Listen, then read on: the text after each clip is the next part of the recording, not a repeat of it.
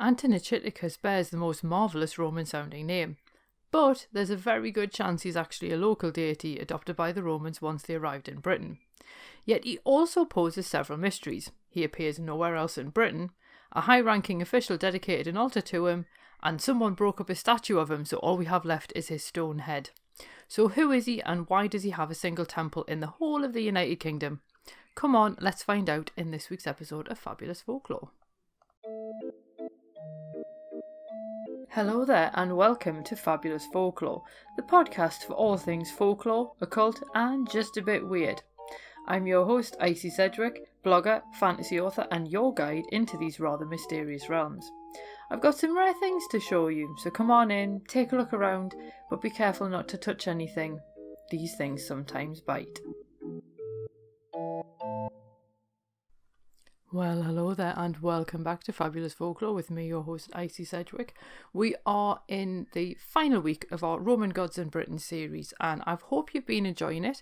I've certainly learned quite a lot about these various deities as well. And this week we are actually ending up with a local god who was adopted by the Romans, or at least that's what people think, because as we'll discover in this episode, it's another one of those things that's open to interpretation. So you can basically make of it what you will, but I will present the facts as they are known. I do want to point out that next week we are starting our sort of strange kind of miscellany of weird folklore. And we're starting off with the folklore of strange place names. There's going to be stuff about like the folklore of Tyne in there, and I've also got British big cats as well. So I do have a slot for something else that falls under the weird and peculiar and bizarre heading. So if you've got anything that you'd like to learn more about, then please do use the requests link below and I'll make sure that I see if I can fit that in as well. If it also fits the theme, if it doesn't, we'll see if we can do it in the future. So at some point, we will hopefully have a look at whatever it is that you want to learn more about. So without any further ado, let's crack on and meet Antenociticus.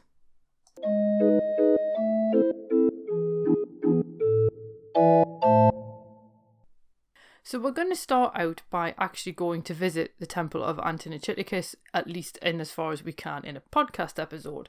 And basically it stands in the middle of a housing estate because that is how we do things here in Newcastle.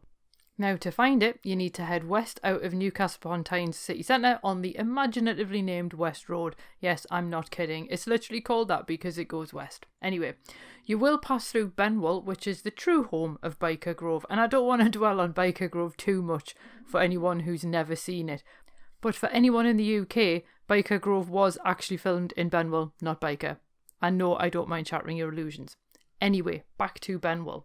Its Roman name was actually Condacum, and it was one of the 13 permanent forts along Hadrian's Wall.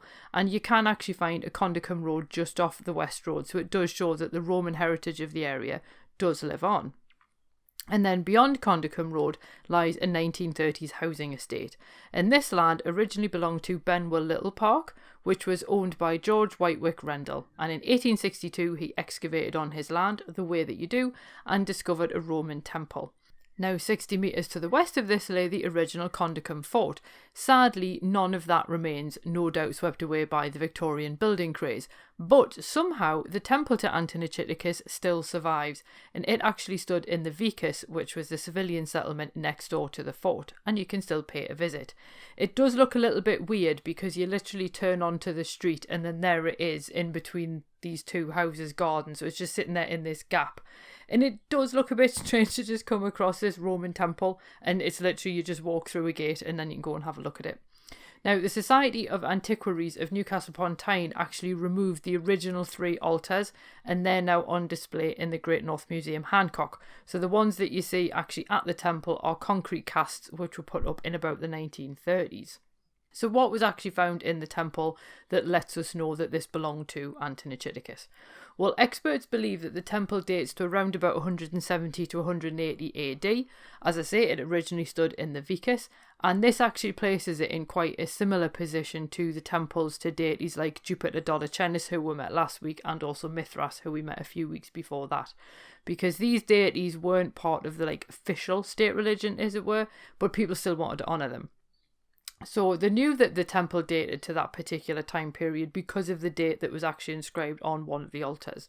So one of the altars was dedicated by a cavalry prefect called Tinius Longus, and he was designated as a quaestor, which meant that he could wear a senator stripe on his toga. And Paul Bidwell actually believed that he dedicated the altar to celebrate his promotion. Now, there are some scholars who actually believe that Longus built the entire temple to mark his promotion. And Martin Hennig notes that it's actually these kind of individuals that leave us with the best evidence for the Romans' religious practice. So in some ways, it's kind of almost like their thank yous to the gods and their ego help us to still be able to put these things together even now.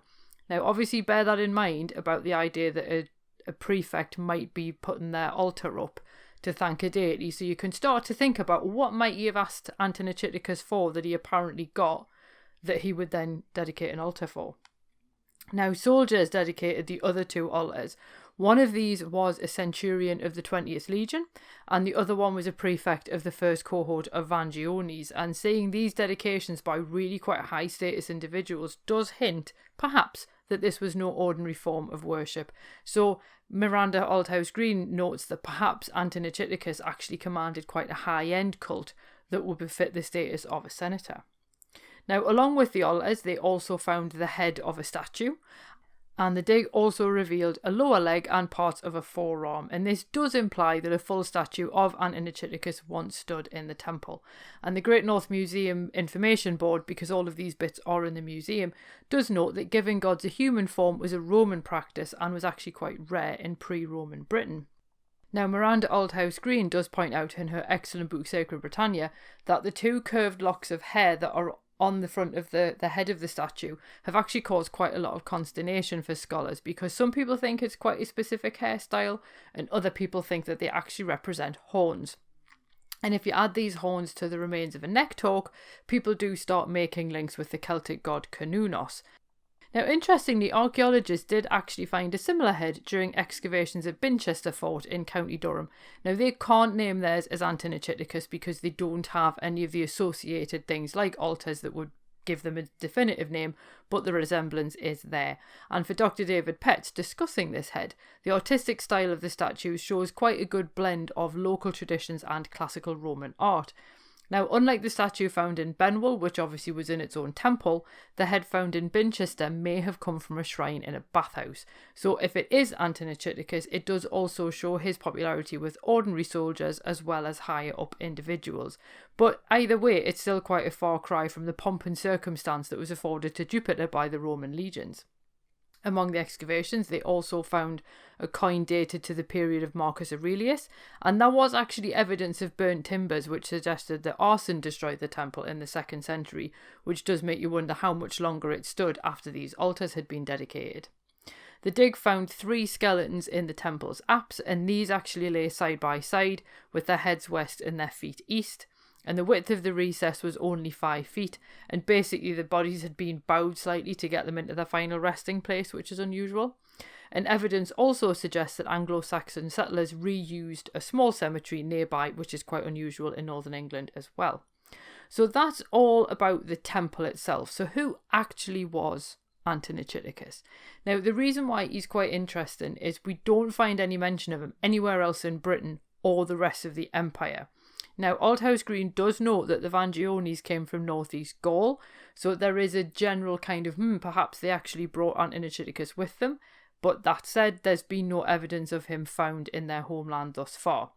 So as I say, there's no mention of him anywhere else. Many people basically go with the line that Antenociticus was a local deity who was adopted by the Romans, and let's be honest, this is something that the Romans did do. Aldhouse Green does also suggest on top of that, with building on work that has been done before, that he may actually have been one of several gods invented along Hadrian's Wall. Now, these gods are actually an amalgam of existing gods designed to suit a given need by whoever comes up with them at the time. That said, his specific location in Benwell would seem to make him far more localised than a lot of these man-made gods. And there isn't really been much that's been written about him, so some people suggested people worshipped him to provide inspiration in war, and other people believe that he was actually a favourite for interceding in military business, and that makes quite a lot of sense if you're based in a Roman fort, but it does also, I think, explain why Tinius Longus was dedicating an altar to him, that he was perhaps the best one placed to intercede on his behalf. Now, his worship didn't seem to last long, but someone did bury the altars face down in a corner of the temple, which was a common method for disposing of ritually important religious objects. Somebody broke up his statue, but left the head intact, and as Althouse Green points out, the head was an all-important cult signature in Roman Britain.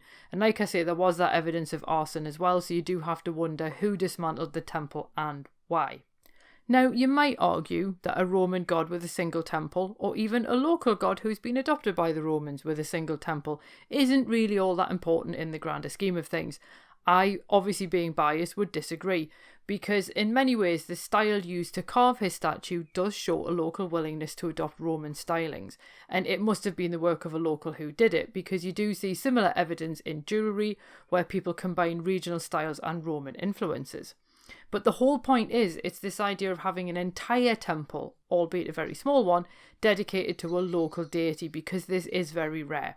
And it's a very different picture from Cassidius and Bellaticadrus, who we talked about in the Mars episode, because these local war deities, rather than just being used in their own right, were twinned with Mars, whereas Antenociticus somewhat stands apart, so it does imply that the Romans considered his function to be somehow separate, so while he may have provided inspiration in war, he wasn't seen to possess the same kind of functionality as Mars. It does of course demonstrate the Roman tendency to arrive somewhere new and then fold local deities into their own pantheon, so I do think that that is quite cool in and of itself. And I should note as well that the dedication to Antenociticus actually baffled the Society of Antiquaries of Newcastle upon Tyne, because during an 1863 meeting they noted, and I quote, "The most popular god amongst the Brigantes and Ottadini seems to have been Cassidius. A dozen altars at least have been found dedicated to him," end quote. But the thing is, at the time, so this is 1863, they didn't actually know what Cassidius did, and the same went for Antenociticus. But of course now we know that Cassidius was a war god, and like I say, the Romans often twinned him with Mars. So as we've come to learn more about Cassidius, might we one day learn more about Antenociticus? We can only hope so. We do need to remember one thing though, because there aren't any statues or figures that archaeologists can actually identify as pre-Roman deities from Iron Age Britain. So scholars believe that the Iron Age Britons didn't see their gods in human form, and seeing them instead somehow embodying the landscape. We only end up learning the Celtic names once the Romans arrive and then bring literacy with them. Obviously, please do remember, in some cases this is a little bit of a PR move on the Romans' part, but it does also mean that at least it does seem to fix these deities in a sense of space and time. But as a result, we can only actually assume that the deity even existed before the Romans arrived, because the horns on Antenociticus' head and his facial features do appear to be Celtic, but it is also still just an assumption that this meant he belonged to the Iron Age, captured for posterity by the Romans. So whoever he was, the Romans found him important enough to dedicate altars to, and also, we should point out, actually build an entire temple for. Perhaps this makes him important enough for us to remember as well. I would like to know what you think about Antenociticus, because I do think, yes, I'm biased because he's a local god to me, but the idea of having this god who's just adopted wholesale, you don't get that very often with the Romans. They generally like to pair them up with gods they've already got. So in this case, it's really interesting that they didn't do that. If you are interested in Celtic gods like Cernunnos, I do actually have a Patreon bonus supporter episode if you support at the £350 a month or more tier, which I think was last month actually, and that's quite a bumper episode as we go around quite a lot of Celtic deities, and bearing in mind again that this is quite a difficult thing to put together when you don't have contemporary written records, you just have written records that come much later by people who have some kind of agenda. So it is always interesting to try and put things like that together. So as I say, if you like the sound of Cernunnos, or you want to learn more about Celtic deities, because as I say, that's where Antenociticus is supposed to sit, then I do have that bonus episode. Speaking of bonus episodes, I've also just finished writing the bonus episode for Patreon supporters for May, and that is going to be on land-based folklore. So we'll be looking at standing stones in caves and mountains and all that kind of lovely stuff as well. So if you're interested in finding out more about that, then you can have a look at the link in the show notes. So do remember that next week we're going to be going on to the folklore of weird place names, and I don't mean place names that just sound like a body part or sound a bit rude. I mean like genuinely weird ones. So if you know of any, please do let me know and I'll have a look at them. As I say, if they're just rude or it's like, ooh, that sounds a bit naughty, then that's not really what I'm looking at. I'm talking about places like Pity Me in County Durham or Whitmer Watmergate in York. I'm looking for names like that. So as I say, if you know of any near you, do please let me know. With those, you can pop them on the Facebook page if you like. You can tweet me, you can send them as a request for a topic, whatever you want. I'll leave that up to you. But anyway, that is the end of this week's episode. Please do let me know what you think about Antenociticus and which of the theories you prefer. I hope that you have a marvellous Bank Holiday Monday if you are in the UK. If you're not, then I hope you just have a marvellous Monday. And I will see you next week when we have a look at strange place names. Cheerio. Well, thank you for listening and thanks for visiting Fabulous Folklore. I hope you enjoyed your stay. If you did, why not consider subscribing in your podcast app of choice? If you enjoy the show, why not leave me a review and help other listeners to find it as well? And if you'd like bonus exclusive episodes of the podcast, then why not support me on Patreon? It does help me to keep the show going and it means that you get a little bit extra every month as well. And you can find all of the necessary links in the show notes below. So without any further ado, I will bid you adieu and I hope that you have safe travels wherever you're going on to next.